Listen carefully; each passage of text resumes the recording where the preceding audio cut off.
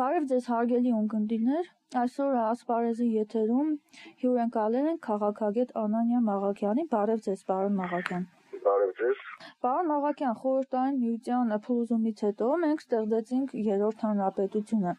Ըստ ձեզ որքանով ենք մենք կարողացել պահպանել մեր անկախությունը մինչև հիմա, նաև արտաքին հարցերում։ Ուրեմն ասեմ, որ խորհրդային միության ժամանակ կային հանրապետություններ, խորհրդային սոցիալիստական հանրապետություններ, այդտեղ անկախություն թեթևակի այդպես տնտեսական, սոցիալական բան կար, բայց անկախություն որպես այդպիսին մենք չենք ունեցել այդ ժամանակ, քանի որ դա մի կուռ երկիր էր, վարչարարական խիստ մեթոդներով եւ դրա մասին խոսելը անիմաստ է։ Անկախության մասին խոսք չկար, ես չեմ ուզում ծանրանալ այդտեղ,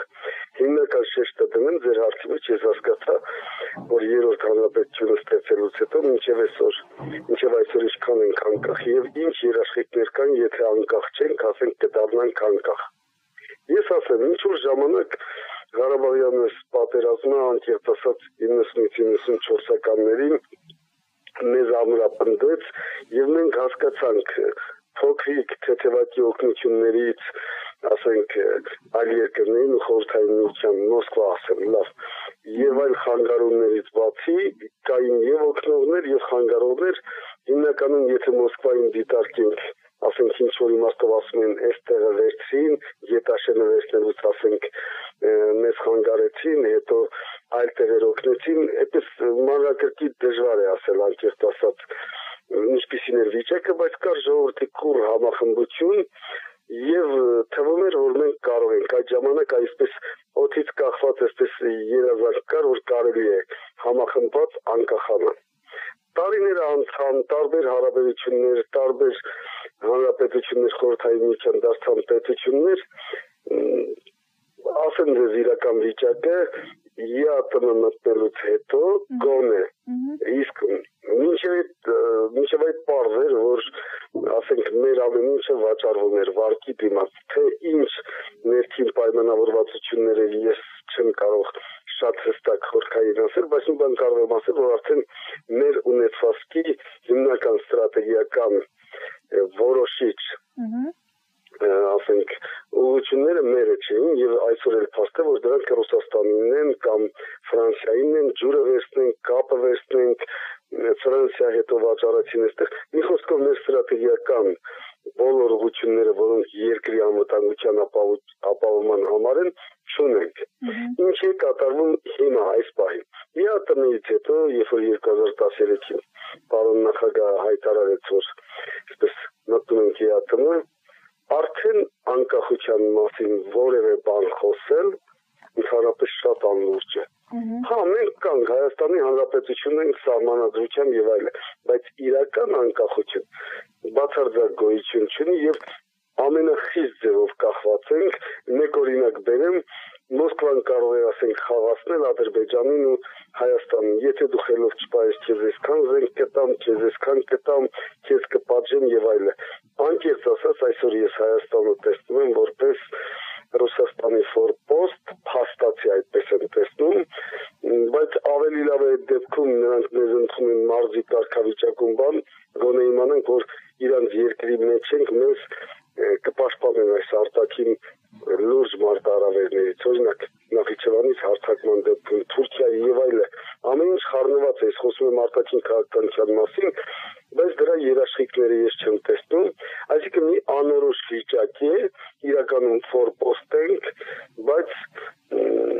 մեր անվտանգության երաշխիքները չկան իրենց կողմից, այսինքն չկա բացարձակ անկախություն մեզ մոտ, լրիվ կախյալ վիճակ է եւ հայ ժողովուրդը երբևէ կհասնի անկախության թե չեմ կարող ասել, բայց մի բանում համոզված եմ, որ մեր երկիրը այս մարտահրավերների պարագայում պետք է պաշտպանենք մենք։ Սփյուռքը ինչքանով մերն է կօգնի, դա այլ խնդիր է, բայց Հայաստանը իր հույսը պետք է դնի իր վրա։ Անկախության մասին խոսել լուրջ, ռեալ, նման բանը ուղղակի այսպես հիշեցնում է անիքտ։ Պարոն Մաղաքյան, ի՞նչն է պատճառը, որ մեր իշխանությունները մեր ներքին հատկապես արտաքին քաղաքականությանը վերաբերող հարցերում ինքնուրույն որոշումներ չեն կարողանում կայացնել, նույնիսկ երբեմն այնպիսի որոշումներ են կայացնում, որոնք հակասում են, ասենք, մեր ազգային շահերին։ Օրինակ, վերջերս Գյումրիում տեղակայվեցին 102-րդ ռազմաբազայում ռադիոտեղորոշիչ համալիրներ, որոնք ունեն լայն գործառույթներ, վերահսկում են Սիրիայի օտարային տարածքը անգամ, պետք էին համալիրներ մեզ։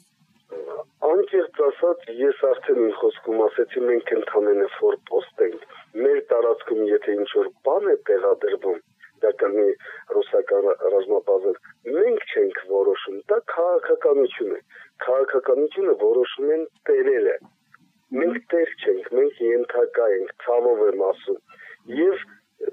երկու ճանապարհ կա, կամ պետք է մենք ասենք անկախ ենք, սկսենք այդպես ապրել, կամ եթե ֆորպոստ ենք, ենթակա ենք, չասեմ ծառա, բայց այդ դեպքում արդեն մենք պետք է լռենք, իրենք են որոշողները, աշխարհում ընդհանրապես եւ քաղաքականության մեջ նույնիսկ ընտանիքում։ Մի որոշող է լինում, ասենք հայ ընտանիքում հայ տղամարդը հիմնական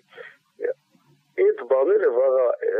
դերասացը տեղադրեցի մի քիչ դժվար է տերմինոլոգիայով ասեմ, վաղը մեկ ուրիշ բան կտեղադրեն, մեկ ուրիշ օր, մեկ ուրիշ բան, ռազմաբազայի նույնիսկ ռազմաբազան ինչ-որ իմաստով իրենցն է, կարող են մեկ այլ տարածքում Գյումրիի, Վանաձորի, Երևանի վիճակը այսպես խիստ հասկանալի է, տերը որոշում է, թե իր լիազորություններից ելնելով ինչ կարող է անել եւ անում է այն, ինչ իրեն հարմար է։ Քաղաքականության մեջ չկա բարեկամներ, այսպես դրանք հանրահայտ խոսքեր են։ Քաղաքականության մեջ կան միայն շահեր, այս պահի դրությամբ Ռուսաստանը կլինի թե այլ երկրներ, նրանք ելնելով իրենց շահերից անում են իրենց գործողություններն ու քայլերը։ Զարմանալի ոչինչ չեմ տեսնում, դա այդպես է եղել, ինչ որ ժամանակ արդեն այդպես կա եւ այդպես շարունակվելու է։ Մինչեւ կամ լրիվ, չգիտեմ, ես իմ նյութերում նորից կրկնեմ, շատ որ Հայաստանի գլխին մեծ վտանգներ է կախված բոլոր իմաստներով։ Այնպես որ մտածել արտաքին, ասենք քաղաքականության ոլորտում ինչ-որ ինքնուրույն քայլերի բան Հայաստանի պարագայում դա ծիծաղելի է ընդհանրապես։ Մինչև ինչ չափի կարող ենք կորցնել մեր ինքնուրույնությունը, այդ սահմանը որն է։ Ես ասեմ ձեզ, քանզի արտագաղթը սարսափելի տեմպեր է ստանում, որովհետև դա շատ այսպես պարամետրերից էլի կախված եւ մենք փաստացի տեսնում ենք, որ նույնիսկ մեր նորանշանակ վարչապետը շատ գեղեցիկ բաներ ասում,